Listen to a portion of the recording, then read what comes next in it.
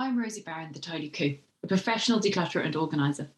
This video is the second in my 12 Weeks to Tidy series, which is an online course supporting you in getting decluttered and organised. In my last video, I spoke about why we should get organised, and in this one, I'm going to run over some of the basics of how to get organised. I trained with one of the great decluttering gurus in the form of Marie Kondo, and I've since spent tens of hundreds of hours face-to-face with clients and many more running workshops and giving talks. I'm constantly in continuing professional development, learning both from other professionals in my field as well as my clients. From all this experience, I've developed a set of golden rules that I found has worked in pretty much every single situation. There's always going to be one where it doesn't, but these are a really good place to start. So the first one that we do, we've got start with your vision, declutter first, choose positively, go for the easy wins, work in categories, handle everything, let go with gratitude, and work on your own journey first. So let's go into each of these slightly more deeply.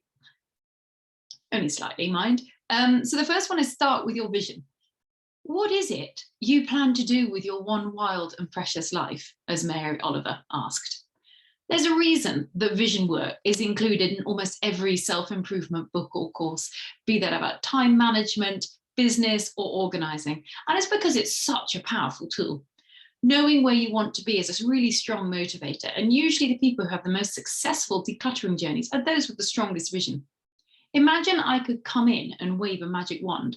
What would your home look like? What would it feel like? What would it smell like?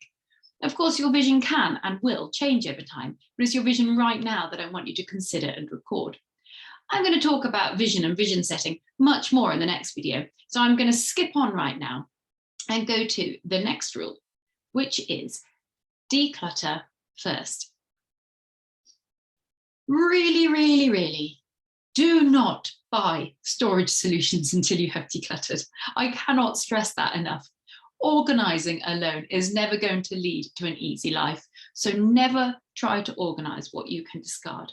I've seen organisational systems worthy of a museum where either the item sits in stasis, never used, or, as is usually the case in children's toys, the owner, usually the parent, is driven nuts trying to maintain it.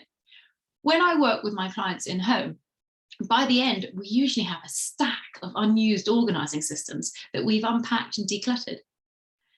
I often have people ask me how they can keep an area tidy. Under the sink springs to mind, and the answer is declutter, declutter, declutter. The fewer things you have, the easier it is to keep them organised. If your space is becoming untidy easily, then you still have too many things. Continue to declutter until it's easy to live in your home. I often say to my clients at the end of a session, like, look at all these things you're never going to have to deal with ever again. They've gone from your home. You're never going to have to put them away again. I do feel I should reiterate here that I'm in no way a minimalist. I don't live in a minimalist box. I don't have minimal possessions. I don't have a home that's perfectly tidy at all times. What I do have is a home that's filled only with the things that I love and that support me in my life. You really should not be surrounded by stuff that doesn't serve you. And there is no point at all in organising that stuff. Declutter first. The third one is to choose positively. Choose what to keep because you love it and because it supports the life that you want to lead, rather than because you just don't know what to do with it. I see a lot of people keeping things just because, or just in case, or because someone gave it to me. None of those are good reasons for keeping things. Just in case hardly ever happens, and your everyday environment and living is far more important than someday. Decide what it is that you want to be surrounded with. Initially, don't get distracted by where you want your discards to go. Just decide whether or not you want to keep them in your life. Choosing positively what to keep rather than negatively what to discard drives an entire mindset shift. We cannot be happy by focusing on the things that we don't like. We can only be happy when we focus on the good things that will support you in the life that you want to lead. Choose to keep things because you love them or because they're used. When I start in people's homes, we usually start with clothes as the easiest point, and I get people to pick up one or two of their favourite items and tell me about them. They often smile and I see their hearts lift. These are the things we're really aiming to keep. Now, of course, some things may not make your hearts lift with their beauty, but practical objects definitely have a place in our homes too. And sometimes even things that we're not particularly pleased to see, such as the electricity bill, are useful.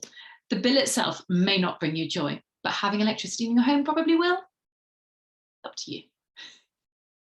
Number 4 is go for the easy wins.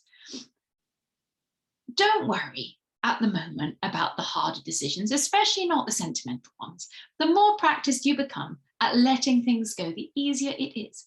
By the time you get to the harder decisions, they won't feel so hard anymore. Some people want to crack straight on with a high stress area, and I'm kind of against that. If you think about when we learn to swim, we don't jump straight into the deep end and try to swim the channel, because then we need rescuing, or even worse, we drown. Instead, we start by paddling in the shallow end, finding our feet, learning how the water moves and how it's going to support us. As we get more confident, we learn to float and then move ourselves, always with a backup of being able to touch the bottom if we need to.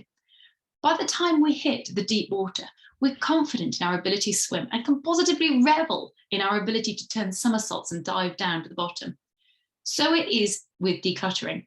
Don't worry about what you're going to do with the difficult decisions until you are well practiced with the easy ones. Don't start by worrying about what to do with Great Aunt Betty's tea set. Instead, start with something simple like your sock drawer. Many people as well are tempted to start in the kitchen. I'd caution against this because kitchen is actually a trickier, more overwhelming category than most people think. I usually encourage people to start with clothing. And the reason I like them to start there is that it's worn daily, it's close to the skin. And despite being absolutely opposed to fast fashion, in the event that you make a mistake, it's usually pretty easy to replace an item. Once you've done your clothes, I recommend moving on to other things that you wear, such as coats, shoes and bags, and then onto toiletries and cosmetics, and then linens and cleaning products before starting to tackle other categories such as the kitchen. I like to leave paperwork until the latter part of the journey because I found it's a category that many people get bogged down in. People find it stashed throughout their homes, in underwear drawers, down the back of the sofa, stuffed in a bag in the cupboard, and it's only once we've gone through the majority of the home that we find it all. As you find paperwork around your home, unless it's obvious rubbish, in which case discard it, collect it together in a box so it's easy to do all together. When you are decluttering and you come across a decision that is just too hard, put it to one side and move on to an easier decision. Do not allow yourself to get blocked by the harder decisions. Come back to them later on when you've had more practice and you will find them easier to make. 5 is work in categories.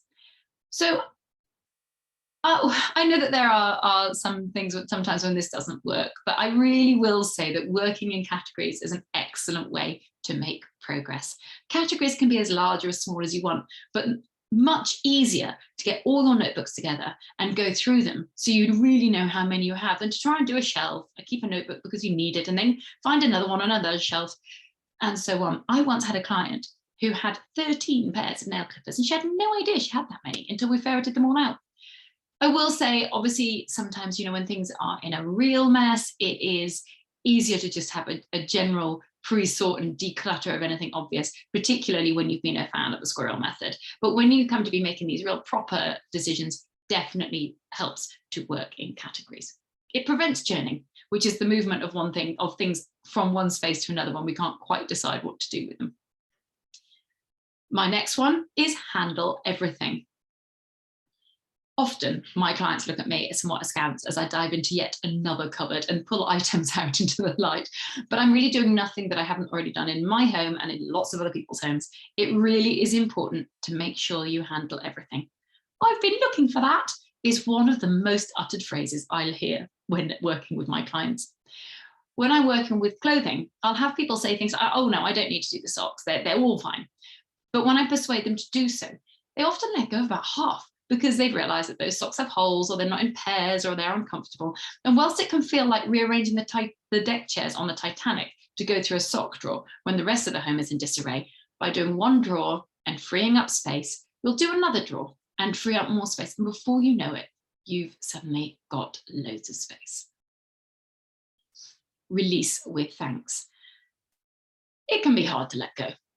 Even following all the rules here, easiest first, working in categories and so on, not every decision is going to be easy. People often have an issue with having spent money on something that hasn't worked, or clothes that they don't like anymore, or letting go of gifts that people have given them. In these situations, I would encourage you to be grateful to the object for whatever it has done for you. And you'll often find that makes it easier to let go. For example, you may have bought an expensive dress that's never quite fit right, and you're not going to get your money back on it if you leave it stuffed in the wardrobe. Be grateful for the lesson it has taught you. In this case, that nothing should enter your home unless it ticks all of the boxes. If someone has given you something as a gift, remember that the job of a gift is to show love and respect.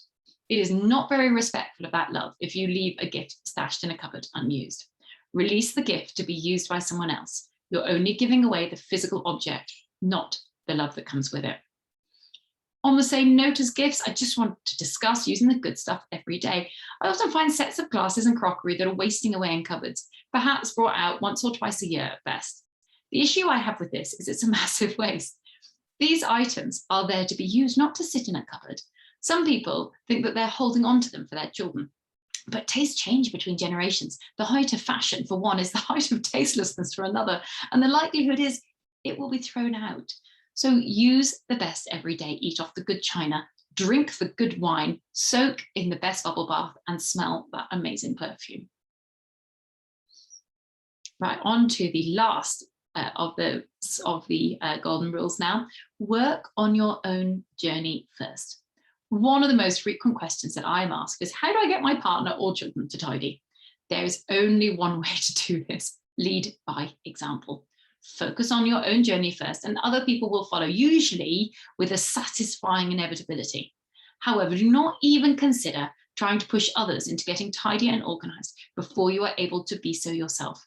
Do not push or nag someone else into getting their space tidy, especially if your own space is not there yet. When I go into people's homes, I do so by agreement and never by decree. I don't ninja roll into your home and throw everything out. I go only where I'm invited. I'm not bossy, much, and I don't have a top-down rule, because being ordered about is no fun for anyone, and imposing a system on someone else simply doesn't work. Imagine if I steamrolled into your home uninvited and started pushing you around, telling you to do this and get rid of that. How would you feel? I almost always work with women and often mothers, and sometimes when I enter a home, I'm met with skepticism and occasionally outright hostility from their partners. However, I always promise not to touch anything that belongs to them. And almost invariably, at some point during the process, they see the benefits that are accruing and sidle into the room and mutter, "Could you just give me a hand to organise?" And we're off. Even those who don't come to me to ask for my help will start to show me the work that they've done on their own.